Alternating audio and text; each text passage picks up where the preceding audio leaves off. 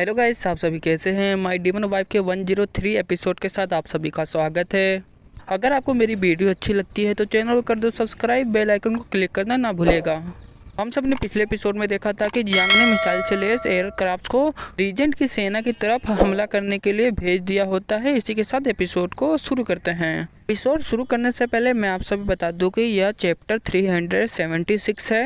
आसमान का सीन दिखलाया जाता है। हमें दिखलाया जाता है कि आसमान में बहुत सारे मिसाइल से लैस एयरक्राफ्ट उड़ रहे होते हैं रीजेंट की सेना के ऊपर हमला करने के लिए। हमें दिखलाया जाता है कि तो जो एयरक्राफ्ट को देखने के बाद वो पूरी तरह से तैयार हो जाता है एयरक्राफ्ट पर हमला करने के लिए। हमें दिखलाया जाता है कि सोजो सभी से कहता है कि दुश्मन हम पर हमला करने के लिए आ रहे हैं। सोजो की यह सभी बातें सुनने के बाद हमें दिखलाया जाता है कि सभी सैनिक तैयार हो जाते हैं एयरक्राफ्ट पर हमला करने के लिए। हमें दूसरे सीन में दिखलाया जाता है कि एयरक्राफ्ट रीजेंट के सभी सैनिक पर हमला करने के लिए तैयार हो जाता है। हमें दूसरे सीन में दिखलाया जाता है कि एयरक्राफ्ट में से बहुत सारी गोलियां निकलना शुरू हो जाती है, वह सभी सैनिक पर हमला करना शुरू हो जाती है। हमें दिखलाया जाता है कि सभी सैनिक गोलियां खाने के बाद वह बहुत ही ज़्यादा घायल हो जाते हैं। हमें दिखलाया जाता है कि ये सभी चीज़ें होने के बाद एक सैनिक चिल्लाते हुए सभी से कहता है कि मेरी बात ध्यान से सुनिए, पक्षी में बहुत सारे हथियार लगे हुए हैं और सभी सैनिक इस हथियार से बचने की कोशिश करिए। हमें दिखलाया जाता है कि एयरक्राफ्ट दोबारा गोलियों की बौछार उन सभी सैनिक पर कर देते हैं। हमें दिखलाया जाता है कि टीचर सभी सैनिक को बचा लेते हैं। हमें दिखलाया जाता है कि टीचर हंसते हुए सभी सैनिक से कहता है कि डरो मत, वह जियांग के उस तरह के गैजेट है जिसने जियांग ने उन सभी गैजेट को बनाया है। उसके बाद हमें सातो का सीन दिखलाया जाता है। हमें दिखलाया जाता है कि सातो उड़ते हुए एयरक्राफ्ट पर हमला करने के लिए चला जाता है। हमें दिखलाया जाता है कि सातो अपने हाथ पर ग्रीन मैजिकल चेन बना लेता है। हमें दूसरे सीन में दिखलाया जाता है कि सातो हमला करते हुए कहता है कि टीन के डिब्बे टूट जाओ। हमें दिखलाया जाता है कि सातो ने 3 एयरक्राफ्ट को तोड़ दिया होता है, वो ब्लास्ट हो जाते हैं। हमें दूसरे सीन में दिखलाया जाता है कि सोजो भी अपना पावर का इस्तेमाल करते हुए जियांग के 2 एयरक्राफ्ट को तोड़ देता है। हमें वाकिफ का सीन दिखलाया जाता है। वाकिफ सोजो से कहता है कि सोजो का अपना ध्यान रखे, यह आसमान में उड़ने वाले हमारे पक्षी दुश्मन है। की यह सभी बातें सुनने के बाद वाकिफ सोजो से कहता है कि आपकी यहाँ पर कोई भी ज़रूरत नहीं है, मैं इन सभी मक्खियों से निपट लूँगा, मुझे इसे करने के लिए भेजा गया है। हमें दिखलाया जाता है कि सोजो को वाकिफ से कहता है कि आगे की स्थिति क्या है, आगे क्या चल रहा है। हमें दिखलाया जाता है कि वाकिफ किसी चीज़ को देखकर चौंक जाता है।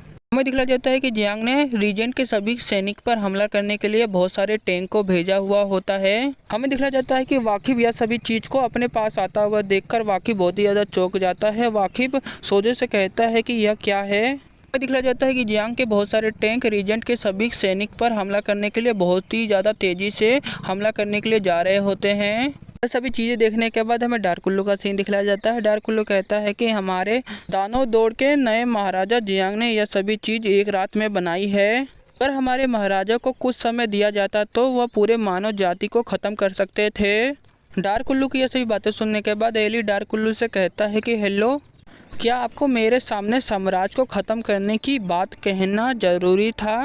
एली की यह सभी बातें सुनने के बाद डार्क कुल्लू कहता है कि आपको नहीं पता कि आप कहाँ पर खड़े हैं और जो मैं कह रहा हूँ वह बिल्कुल तरह से सही है। आप देखना कि हम क्या करते हैं। और जैसे जैसे हमारा टैंक रीजेंट के सभी सैनिक के पास जा रहा है वो सभी सैनिक घबरा रहे हैं। यह सभी बातें सुनने के बाद एली डार्क कुल्लू से कहता है कि मैं आपको बता दूं कि यह सभी चीज़ों को जियांग अपने रिमोट कंट्रोल से कंट्रोल कर रहा है और मैं आपको बता दूं कि यह सभी चीज़ों को कोई भी कंट्रोल नहीं कर सकता। जियांग जब तक है यह सभी चीज़ों को जियांग अकेले ही कंट्रोल कर रहा है।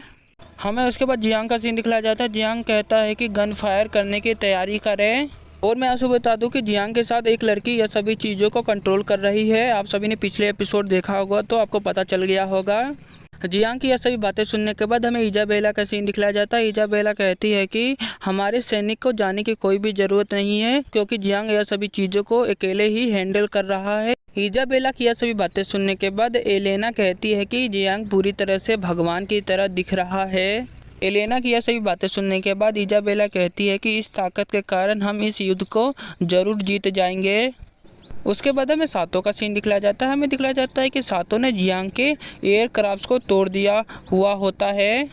सातो एयरक्राफ्ट को तोड़ने के बाद हमें दिखलाया जाता है कि सातो क्रीपी स्माइल देते हुए सभी सैनिक से कहता है कि आप सभी को एक खिलौने से डरने की कोई भी ज़रूरत नहीं है। आप पूरी सैनिक हमला करने के लिए तैयार हो जाओ और सभी सैनिक मेरे आदेश पर हमला करने के लिए तैयार हो जाओ। हमें दिखलाया जाता है कि सातो सभी से कहता है कि हमला करने के लिए आगे बढ़े तातो की ये सभी बातें सुनने के बाद हमें दिखलाया जाता है कि वाकिफ और सोजो हमला करने के लिए आगे बढ़ने लगते हैं। वाकिफ चिल्लाते हुए कहता है कि आगे बढ़ो आगे बढ़ो। हमें उसके बाद युद्ध का दूर से सीन दिखलाया जाता है। हमें दिखलाया जाता है कि एक तरफ से रीजेंट के सभी सैनिक हमला करने के लिए जा रहे होते हैं। हमें दूसरी तरफ से दिखलाया जाता है कि जियांग के बहुत सारे टैंक और एयरक्राफ्ट से हमला करने के लिए रीजेंट के सभी सैनिक के पास जा रहे होते हैं। हमें दिखलाया जाता है कि जियांग सभी टैंक से यह सभी चीज़ों को देख रहा होता है। हमें दिखलाया जाता है कि जियांग सभी सैनिक की तरफ टारगेट बना लेता है। हमें दिखलाया जाता है कि जियांग ये सभी चीज़ें देखने के बाद जियांग कहता है कि टारगेट हमारे सामने है। हमें दिखलाया जाता है कि जियांग अपने हाथ पर रिमोट कंट्रोल को क्लिक करते हुए कहता है कि हमला।